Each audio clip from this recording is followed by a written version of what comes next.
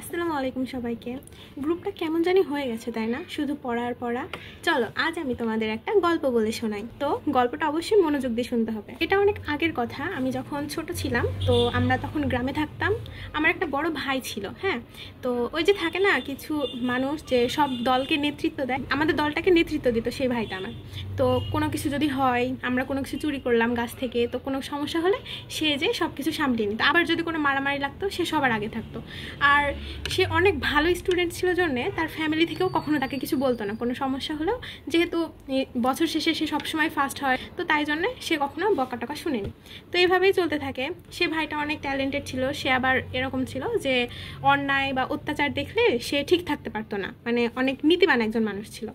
তো আমার আব্বুর জবের জন্য আমাদের বাইরে চলে আসতে হয়, তো অনেকদিন সে ভাইটার সাথে যোগাযোগ নেই। তো পরে শুনলাম যে সে হচ্ছে এসপি হয়েছে। হ্যাঁ, তো সে যে পদটা পেল সেটা হচ্ছে এসপি।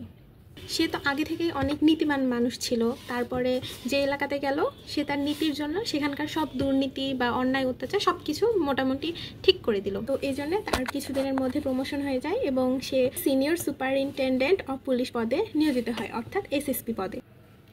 সো ভাইয়ের পদোন্নতির পরে হলো হচ্ছে, তারপরে সেখানে মানে ভাইয়ের বয়সও বাড়ছে, অনেক দিন হয়ে যাচ্ছে। তো পুলিশেরই একজন মেয়ে যেও কিনা এসপি, তো তাকে ভাইয়ের অনেক পছন্দ হয় বিয়ের জন্যে। তো সেও এসপি ছিল। তো সেই ভাই আমার বিয়ে করে ওই মেয়েটাকে। তো ওই মেয়েটারও পদ ছিল এসপি। তারপরে সে মেয়েও অনেক নীতিবান একজন মেয়ে ছিল। তারপরে তারও পদোন্নতি হয়, সে পদ পায় হচ্ছে এসপিএস। তার বইয়ের হচ্ছে এসপি। তারপরে যেহেতু আবারও তার পদোন্নতি হয়েছে তাই এসপি না এসপিএস। হ্যাঁ, তারপরে অনেক দিন চলে যায়। আমারও অনেক মন খারাপ যে পরিচিত ভাই বিয়ে করলো, আমাকে দাওয়াত দিল না। তো এভাবেই যাইতে থাকে। দেন কয়েক বছর পর আবারও ওই ভাই আমাকে ফোন দেয়, দিয়ে বলে যে তুই কোথায় আসিস। পরে আমি বললাম যে ভাই আমি তো রাজশাহীতে আসি। তারপরে ওই ভাই বলতেছে যে একটু মেডিকেলে আসতে পারবি। পরে আমি বললাম মেডিকেলে কেন। পরে বলতেছে আমার দরকার, তুই একটু আয়। পরে আমি গেলাম, মানে আমি তো ভাবলাম কি না কি হয়ে গেছে। পরে গেলাম, যাই দেখি ভাই করিডোরে পায়চারি করতেছে, অনেক টেনশন। তারপরে কিছুক্ষণ পর আমি গিয়ে দাঁড়াইতেই পারিনি, তার মাঝে ডক্টর এসে দুইটা বাচ্চা কোলে দিয়ে বলতেছে যে কনগ্রাচুলেশন, আপনি বাবা হয়েছেন। এলে আমি ভাবতেছি ভাই আমার তো বিয়েই হলো না, মাই হতে পারলাম না, বাবা কীভাবে হলাম। পরে বুঝতে পারলাম আসলে ভাইয়ের বাচ্চা হয়েছে, জমজ দুইটা মেয়ে হয়েছে। পরে ভাই বলতেছে যে দুইটা মেয়ে হলো, মেয়েদের তো খরচ অনেক হয়, এটা স্বাভাবিক, সবাই এটাই ভাবে। তারপরে তখন আমি বললাম যেহেতু এত চিন্তা করতেছো তুমি, তাহলে দুইটা ডিপিএস খোলো না হয় ইসলামী ব্যাংকে যেহেতু সুদ কম দেয়। তো ভাই বলতেছে তাহলে ঠিক আছে, তাহলে আমি যাই দুইটা ডিপিএস খুলে রাখি। তো দুই মেয়ের নামে ডিপিএস দুইটা ডিপিএস খুললো, দুইটা ডিপিএস।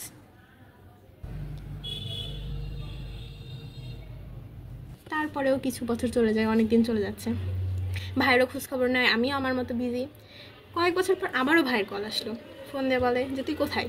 আর আমি বলতেছি আমি যেখানে ছিলাম সেখানেই আসি। পরে ভাই বললো যে একটু মেডিকেল আসতে হবে। পরে আমি বললাম আচ্ছা ঠিক আছে। পরে আমি গেলাম, সেম অবস্থা, ভাই এবারও অনেক চিন্তিত, করিডোরে পায়চারি করতেছে। দেন আবারও দুইটা ছেলে বাচ্চা এনে আমাকে আর ভাইয়ের হাতে দিল। দেন সেম কথা যে কনগ্রাচুলেশন, আপনি বাবা হয়েছেন। পরে ভাইয়ের তো আরও চিন্তা যে এবার কি করব। পরে আমি বললাম তাহলে আবার আপনি ডিপিএস খুলেন, কী আর করবেন, যেহেতু বাচ্চাদের ভরণ পোষণের দায়িত্ব আপনাকেই নিতে হবে। পরে ভাই আবারও ইসলামী ব্যাংকে দুইটা ডিপিএস খুললো। তো একটা কথায় মাঝখানে বলে রাখতে চাই, চাপায় না এই আবার শব্দটাকে ফের হিসেবে ব্যবহার করা হয়।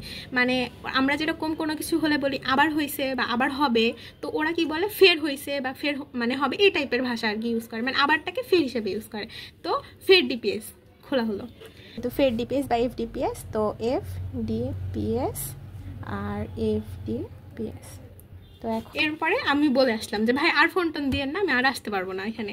তো যাই হোক, তো এর মাধ্যমে আমাদের পর্যায় সারণীতে ইলেকট্রন বিন্যাসের যে ক্রমটা সেটা আমরা সাজিয়ে ফেলেছি। সেটা হচ্ছে, সেই ক্রমটা হচ্ছে SSP, SPS, DPS, DPS, FDPS, FDPS. তো এই ক্রম দ্বারা আমরা আমাদের পর্যায় সারণীতে উপস্থিত 118টার মৌলের সুন্দরভাবে ইলেকট্রন বিন্যাস সম্পন্ন করতে পারবো। তো এটাকে তো মার্কিং করতে হবে তাই না। তো আমি একটু স্পেস দিয়ে আবারও সেম জিনিসটাকে লিখব। এটা খুব ইজি। ফার্স্টে হচ্ছে এসপি হয়েছে আমাদের ভাই, তারপরে তার পদোন্নতি হয়েছে, সে আবারও একজন এসপিকে বিয়ে করছে, দেন তারও পদোন্নতি হয়েছে, দুইটা বাচ্চা ডিপিএস, দুইটা বাচ্চা ফের ডিপিএস, শেষ। এবার ফার্স্টে আমরা এসকে মার্কিং করব, S1, S2, S3, S4, 4s 5x 6x 7x 8s। এবার p 2p 3p 4p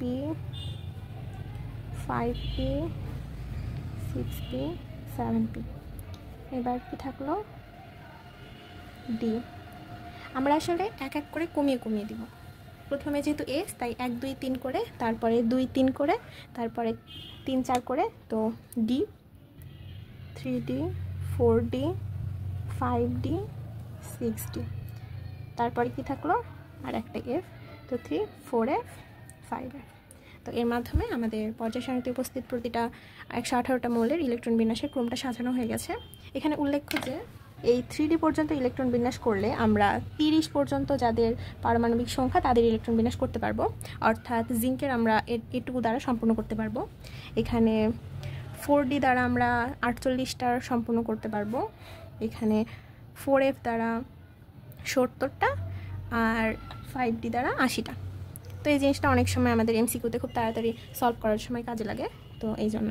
তো এ দ্বারা আমরা একটা ইলেকট্রন বিন্যাস এখন করে দেখতে চাই যে ব্যতিক্রমগুলো সবসময় হয় না, ব্যতিক্রম কিছু আছে যেগুলো একটু ব্যতিক্রম, তো ওইগুলো একটু আলাদাভাবে করতে হয়।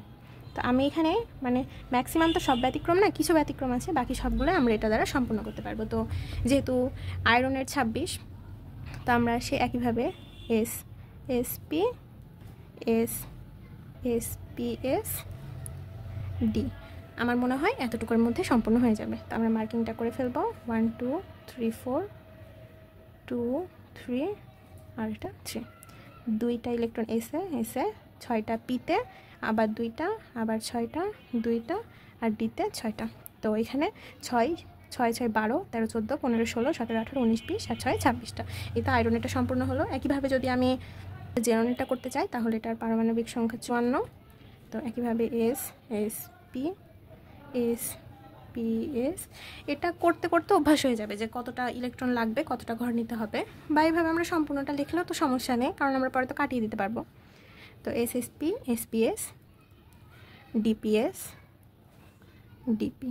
আচ্ছা, তো এখানে 1 2 3 এসে 2টা, ডিতে আবার 10টা, আর পিতে 6টা। তবে অনেকে রাখতে পারে। আবার যদি আমরা এটাকে সাজিয়ে লিখতে চাই তাহলে 1s2 2s2 2p6 3s2 3p6 3d10 4s2 4p6 4d10 5s2 5p6। এই যে আমাদের ইলেকট্রন বিন্যাসটা সম্পূর্ণ হলো। তো এইভাবে আমরা যে নর্মাল যে মৌলগুলো আছে সেগুলো সবগুলোই এটা দ্বারা সম্পূর্ণ করতে পারবো এটা দ্বারা। কিন্তু কিছু আছে যেমন ক্রোমিয়াম আছে যেগুলো একটু ব্যতিক্রম, সেগুলোর ইলেকট্রন বিন্যাস আমরা এটা দ্বারা করতে পারবো না। এই পদ্ধতিটাকে বলা হয় আউফবাউ পদ্ধতি। যেই নীতিটা হচ্ছে, এটা হচ্ছে একটা জার্মান শব্দ, তো আমি এখানে লিখে দিচ্ছি আউফবাউ নীতি, যা কিনা একটা জার্মান শব্দ, যার অর্থ দাঁড়ায় যদি আমরা ইংলিশে ট্রান্সলেট করি তাহলে দাঁড়ায় টু বিল্ড আপ। হ্যাঁ, এই নীতিটা হচ্ছে সাধারণত n+l যেই নীতিটা সেটা। তো এই নীতিতে শক্তি অনুযায়ী ইলেকট্রন প্রবেশের নীতি, এটাকে সাধারণত কি বলা হয়, শক্তি অনুযায়ী